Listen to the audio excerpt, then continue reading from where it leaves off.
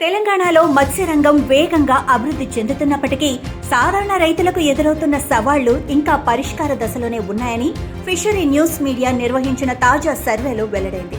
రాష్ట్ర వ్యాప్తంగా చేపల పెంపకం చేస్తున్న రైతుల అభిప్రాయాలను సేకరించి చేసిన ఈ అధ్యయనంలో గవర్నమెంట్ స్కీమ్స్ పై అవేర్నెస్, ఫిష్ ఫార్మింగ్ మెథడ్స్ మరియు మార్కెటింగ్ సమస్యలపై ఆసక్తికరమైన విషయాలు వెలుగులోకి వచ్చాయి.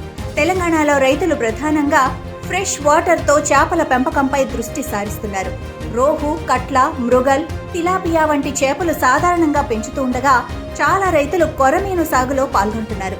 అయితే నాసిరకం చేప పిల్లలు, ఫీడ్ ధరలు మరియు టెక్నాలజీ మెథడ్స్ అవేర్నెస్ లోపంతో రైతులు నష్టాలకు గురవుతున్నారు.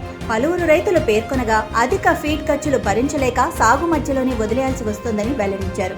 గవర్నమెంట్ స్కీమ్స్ పై సమాచారం ఉన్నప్పటికీ వాటి ప్రయోజనాలు అందుకోవడంలో రైతులు తీవ్రంగా ఇబ్బందులు పడుతున్నారు.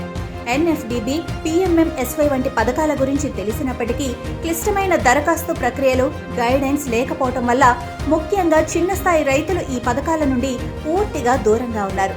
స్కీమ్స్ పెద్ద రైతులకు మాత్రమే వర్తిస్తున్నాయని, తక్కువ స్థాయిలో సాగు చేసే రైతులకు నష్టమే మిగులుతుందన్న ఆవేదన స్పష్టంగా వ్యక్తమైంది. శిక్షణ అంశంలో కూడా పెద్ద లోపాలున్నాయని ఈ సర్వే సూచిస్తోంది.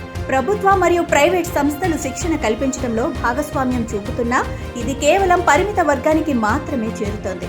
ఈ కారణంగా టెక్నాలజీ మెథడ్స్ పై అవగాహన లేకపోవడం అధిక దిగుబడి సాధించడంలో ఆటంకంగా మారుతోంది. ఈ పరిస్థితుల్లో ఫిషరీ న్యూస్ మీడియా కొన్ని సూచనలను ప్రభుత్వానికి సూచిస్తోంది.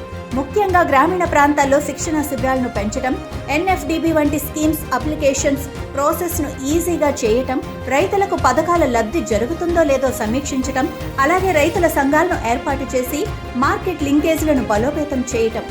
ఈ సర్వే ఫలితాలు తెలంగాణలో మత్స్య రంగాన్ని మరింతగా బలోపేతం చేయడానికి ఉపయోగపడే మార్గాన్ని చూపుతున్నాయి. ప్రభుత్వం దీనిపై స్పందించి సరైన చర్యలు తీసుకుంటే రాష్ట్రం మత్స్య రంగంలో మోడల్గా నిలవటం ఖాయం. ఈ దిశగా రైతులు ఆశతో ఎదురు చూస్తున్నారు. ఇక ఆ ఆశను నెరవేర్చాలన్నది ప్రభుత్వానికి ఉన్న బాధ్యత.